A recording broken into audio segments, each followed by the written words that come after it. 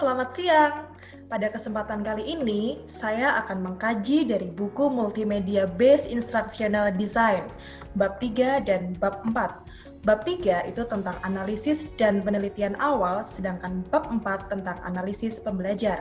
Mari kita mulai presentasi pada kesempatan kali ini. Analisis dan penelitian awal. Seperti yang telah kita ketahui bahwa teknologi pendidikan merupakan studi dan aplikasi etis dari teori yang ada. Di sini termasuk penelitian. Analisis awal ini adalah hal yang dibutuhkan pada proses pengajaran. Lalu apa sih tujuan analisis dan penelitian awal ini? Yang pertama, untuk memperoleh informasi lebih. Tentunya, kita sebagai pengembang multimedia disarankan supaya tidak hanya mengetahui nama, tempat tanggal lahir, dan hobi dari pembelajar yang kita targetkan tersebut. Kemudian, supaya produk yang kita kembangkan atau multimedia itu tepat guna. Tentunya multimedia dari yang digunakan siswa di perkotaan akan berbeda dengan siswa dengan daerah yang letaknya di desa. Ada 9 tipe analisis. Yang pertama adalah pembelajar. Kita harus menganalisis latar belakang pengalaman mereka dan karakteristik belajar. Entah itu gaya belajarnya audio, audiovisual, atau visual. Kemudian analisis teknologi. Teknologi apa yang memungkinkan yang bisa digunakan dalam suatu media yang di sana. Kemudian analisis tugas. Tugas apa yang bisa dikerjakan dari suatu media yang kita pakai. Analisis yang keempat adalah insiden kritik, yakni keterampilan atau pengetahuan apa yang ditargetkan dari multimedia tersebut. Analisis yang kelima adalah analisis situasi. Di sini kita harus mengidentifikasi kendala lingkungan pembelajar, termasuk suara bising atau lokasi yang digunakan pembelajar untuk biasanya melaksanakan pembelajaran.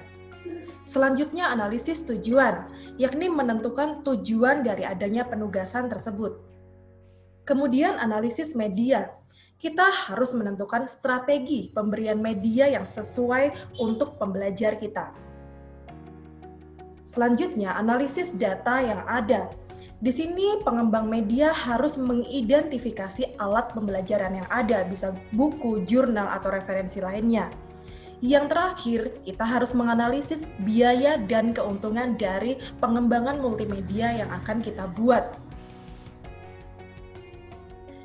Ketika menganalisis pembelajar, ada beberapa aspek yang perlu diperhatikan. Yang pertama, bagaimana pengalaman mereka belajar menggunakan media? Mereka lebih suka belajar berbasis komputer atau mungkin punya alat peraganya sendiri. Kemudian, apa yang disukai mereka? Mereka lebih suka belajar individu atau malah hanya dengan tim? Atau bisa dua-duanya? Yang ketiga, apakah ada yang berkebutuhan khusus di antara pembelajar kita? Misal, ada yang tunanetra. Berarti di sini pengembang multimedia harus mengembangkan media yang bisa mengakuisisi atau membantu proses pembelajaran bagi mereka. Yang terakhir, bagaimana pembelajar atau pengalaman belajar sebelumnya? Sudah sampai level apa, beginner atau malah sudah sampai level yang paling tinggi. Ketika kita menganalisis pembelajar, tentunya ada prosedur atau langkah-langkah yang harus kita lakukan. Yang pertama, analisislah demografi dan kebutuhan khusus. Di sini pengembang media harus memperhatikan dominasi jenis kelamin, kemudian rentang usia atau budaya yang dimiliki oleh pembelajar. Yang kedua, tentukan sikap pembelajar. Di sini kita harus tahu pembelajar itu punya kecenderungan disinformasi atau diskonsepsi. Selain itu, kira-kira mereka akan lebih suka atau senang atau malah tidak suka sama sekali dengan materi yang kita sampaikan melalui multimedia itu. Ketiga, analisislah keterampilan berbahasa. Kita harus tahu bahasa primer dan bahasa sekunder yang dimiliki oleh pembelajar, termasuk level penggunaan bahasanya. Yang terakhir adalah dokumentasikan hasil.